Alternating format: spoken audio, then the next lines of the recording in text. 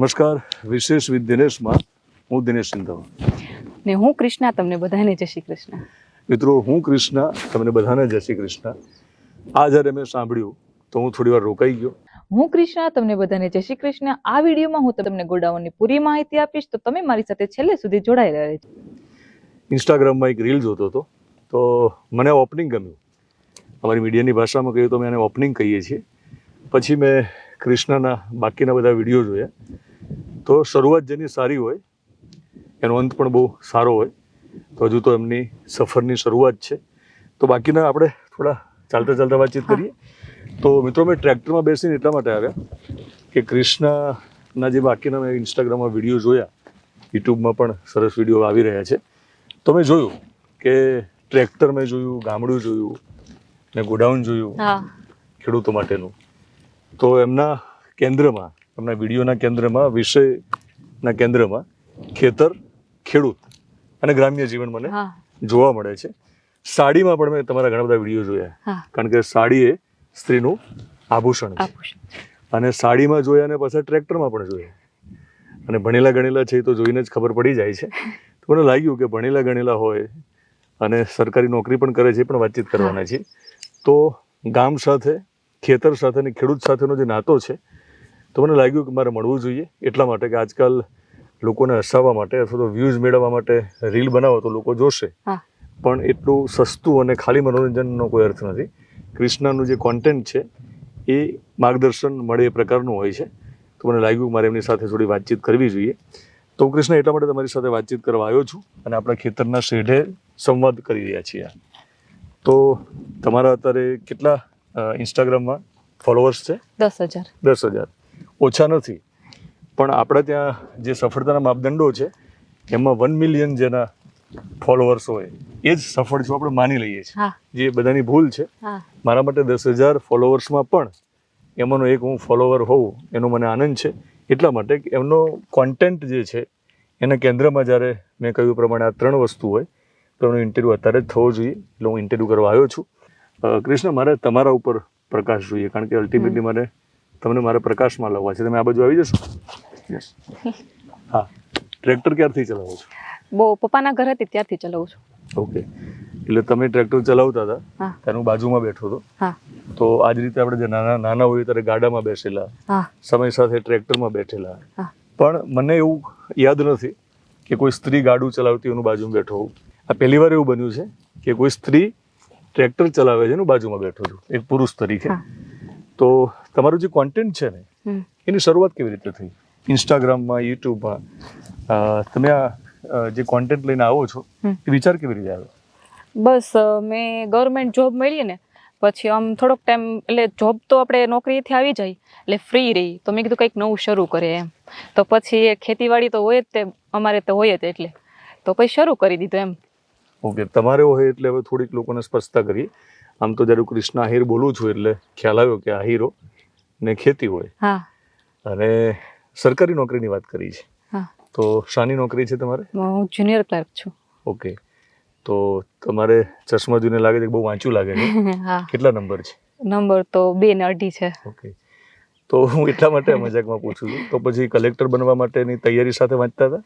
એટલે જીપીએસસી આમ તૈયારી હું જીપીએસસીની કરતી હતી, પણ પ્રિલિમ્સ થઈ જતું પણ મેન્સ નહોતું થતું. એટલે પછી આ જોબ મળી ગઈ એટલે લઈ લીધી છે. ને પછી હવે તો હું કે સાસરે આવી ગયા ને એટલે કામે બી એટલું હોય ને હવે થોડું કામ આવી તે કન્ટેન્ટ ક્રિએશનમાં શરૂ કર્યું. ઓકે. હજુ સપનું ખરું યુપીએસસી ક્રેક કરવાનું? હા, છે તો ખરું, થઈ જાય તો. ક્રેક કરવાનું તો ખરું. એટલે જીપીએસસી તો આપું જ છું, હજી ફોર્મ તો ભરું જ છું. ઓકે. તો સવાલ એટલા માટે કરું છું કે આપણે જ્યારે ગામડામાં હોઈએ તો માત્ર સહાયના ફોર્મ ભરીએ છીએ. એ કંઈ ખોટું નથી. જ્યારે નુકસાની થઈ હોય તો સરકારે સહાય આપે તો ખેડૂતો લેવી જોઈએ. પણ આપણે એટલા નિસહાય ન હોઈએ કે આપણે જ્યારે ખેતીમાં કશું જ નથી કરતા એટલે ખેતી કરવી, એવું ના હોવું જોઈએ. આપણે ત્યાં કૃષ્ણ એવી પરંપરા રહી છે વર્ષોથી કે જે ઘરમાં જે ભાઈ ઓછું ભણેલો હોય ને એની જોડે જ ખેતી હંમેશા કરવામાં આવી. ખરેખર ઉલટું થવું જોઈતું હતું. જે ભણેલો ગણેલો હોય એને જો ખેતી કરી હોત ને તો પરિણામો ઘણા સારા હોત, બહુ સારા આવે. તો હું એવું કહેવા માંગુ છું કે કૃષ્ણ સરકારી નોકરી કરે છે, જીપીએસસી પણ ક્રેક કરી નાખે એ પ્રકારની ક્ષમતા છે.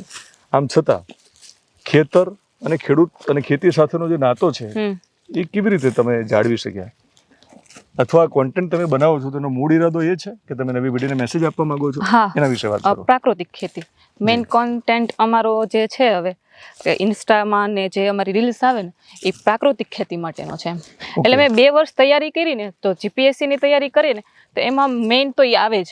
આપણે કરંટ અફેર વાંચતા હોય તો એમાં નરેન્દ્ર મોદી અને આપણા જે સીએમ છે એનું મેઇન અત્યારે ફોકસ એમાં છે પ્રાકૃતિક ખેતી. આપણા રાજ્યપાલ પણ પ્રાકૃતિક હા. ખેતીને પ્રોત્સાહન આપે હા છે. હા બિલકુલ. એટલે વાંચેલું એટલે ત્યારથી આમ થાય અંદરથી કે આપણે કરીએ. મારા પપ્પાની ઘરે તો છે જ, લોકો કરે છે, Okay. પણ હવે સસરાના ઘરે આવીને પણ વિચાર છે. ઓકે, એટલે એમનો મને એવું ખ્યાલ આવી ગયો કે એમનો મૂળ ઉદ્દેશ્ય પ્રાકૃતિક ખેતી કરવી અને ગુજરાતીઓ પ્રાકૃતિક ખેતી કરે અને તરફ વળે, દેશવાસીઓ હા. પણ ખેતી કરે હા એ પ્રકારે કોન્ટેન્ટ બનાવીને એમને પ્રોત્સાહિત કરવા. હા તો શરૂઆત તો પરંપરાગત ખેતીથી કરવી પડે. પ્રાકૃતિક ખેતી તરફ ખેડૂતને વાળવા માટે કંઈક શરૂઆત કરવી પડે અને તો જ આપણે લોકોને સલાહ આપી શકીએ. એટલે કૃષ્ણએ એક મોટું કામ એ કર્યું છે કે પ્રાકૃતિક ખેતી કરે, ફૂલ ટાઈમ કરે, એની પહેલાં પરંપરાગત ખેતી જે છે એને તમે જાળવી રાખી છે. તો નોકરી પછી શનિ રવિ ગામડે આવી જાવ છો? હા, દર શનિ રવિ. અહીં આવીને શું શું કામ કરો? આમ તો વિડીયોમાં અમે જોયું છે. એટલે ખેતરે આવીને જે નાનું મોટું કામ હોય એ કરી નાખીએ એમ. બાકી તો શું કહે કે મારા સાસુ ને સસરા હોય એ ડેઈલી હોય જ તે ખેતરમાં. બિલકુલ. હા. તમને ટ્રેક્ટર હાંકવાનો મોકો કોને આપ્યો? એ તો પપ્પાના ઘરેથી આવડે જ છે ને અહીંયા આવીને તે મારા હસબન્ડે શીખવાડી દીધું. થોડું થોડું નહોતું આવડતું, એ બી શીખી ગઈ છે. બરાબર બરાબર. એટલે હું એટલા માટે પૂછ્યું કે ઘણીવાર છે ને પુરુષ સ્ટીયરિંગ એની જોડે રાખે. હા, સાચી વાત છે. સ્ત્રીને કહે નહીં ખુલ્લીને, પણ સ્ટીયરિંગ એની જોડે હોય એટલે તમને એટલે પેલાના જમાનામાં છે ને પતિએ તમને સ્ટીયરિંગ આપ્યું છે કે તારું ગમતું કામ કર. પેલાના જમાનામાં હે ને સ્ત્રીઓ ગાડા ચલાવતી, પણ એ આખો જમાનો વયો ગયો છે હવે. ઘણા મારા દાદીમાં બધાય ગાડા ચલાવેલા જ છે. પેલા સ્ત્રી પુરુષ મળીને કામ કરતા. હવે બહુ બધાના પુરુષોના માઇન્ડસેટ થોડાક બહુ અલગ થઈ ગયા છે. નથી વિચારતા બંને જોડે કામ કરીએ એમ. એવી રીતનું થઈ ગયું છે. ઘણું જાજુ એવું થઈ ગયું. હું જુદા અર્થમાં પણ કહું છું કે સ્ટીયરિંગ જે છે એ ઘણીવાર પુરુષ પોતાના હાથમાં રાખે. હા, રાખે. તમારા કિસ્સામાં મને એવું લાગે છે કે સ્ટીયરિંગ તમને તમારા પતિ આપી દીધું છે. આપી દીધું છે. હા, એ વાત નથી સાચી કહેતો, છે. હા, ટ્રેક્ટર બધી. સિમ્બોલ છે. હા હા. તો અહીંયા મેં કેટલાક તમારા વિડીયો જોયા અને જેથી મને લાગ્યું કે મારે તમને મળવું જોઈએ, તમારો ઇન્ટરવ્યુ થવો જોઈએ. જે વિડીયો બનાવ્યા છે એના વિશે વાત કરો કે આવીને તમે માત્ર મજા આવે, વ્યૂઝ આવે એવી રીલ નથી બનાવી. અહીંયા કઈ રીલ આ ખેતરમાં બનાવી છે આપણે જોઈ શકીએ? ગોડાઉનની બનાવી છે. એના વિશે વાત કરો. કઈ હતી? ગોડાઉનની હમણાં જે સહાયની જે બહાર પડ્યું છે એની રીલ્સ હતી. એ ખેડૂતોએ ગોડાઉન બનાવવું હોય, હા, બનાવવું હોય તો માર્ગદર્શન મળે. હા, માર્ગદર્શન મળે. હા, એટલે ખેતીવાડીને લગતી જેટલી સરકાર યોજનાઓ બહાર પાડે છે ને જેટલી સહાય મળે છે ને એની બધી ઇન્ફોર્મેશન હું આપું છું ને બધાને મળવી જ જોઈએ ને બધા એનો લાભ લેવો જ જોઈએ. બરાબર. પછી ગ્રામ્ય વિસ્તારની વાત, ગામડું પણ તમે બતાવો છો. એ શું ઉદ્દેશ્ય છે તમારો?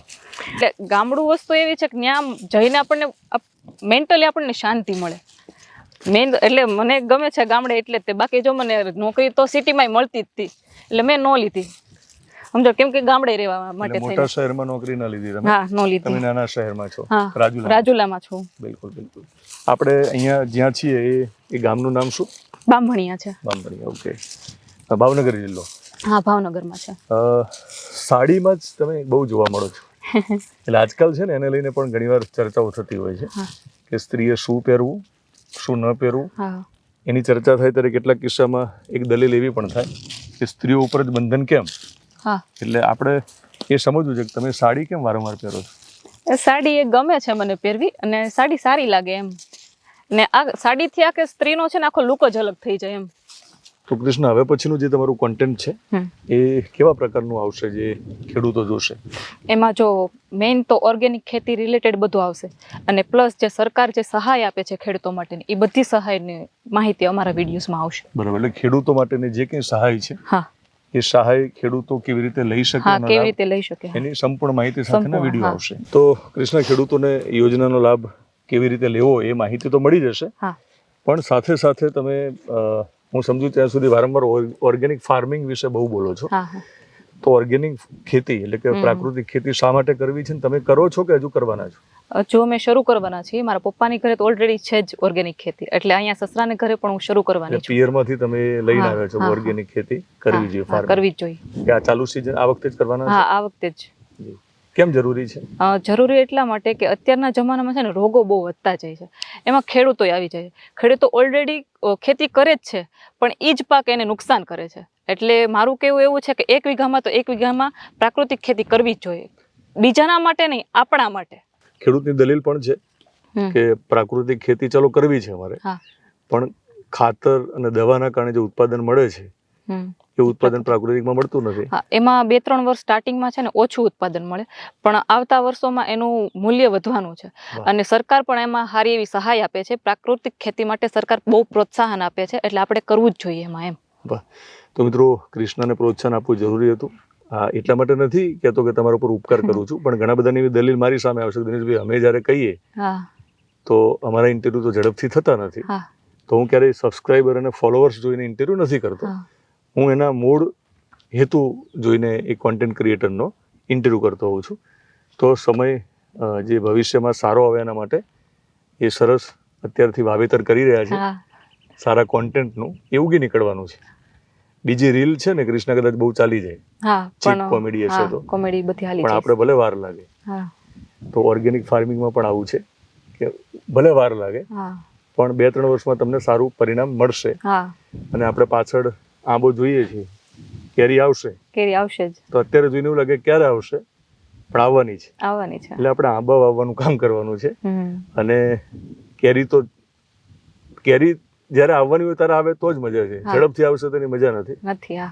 એટલે આપણે વારંવાર કહીએ છીએ ને કે ભાઈ ધીરજ એટલી રાખવાની કે જ્યારે આંબામાં કેરી પાકે ને એટલી ધીરજ રાખવાની જરૂર છે.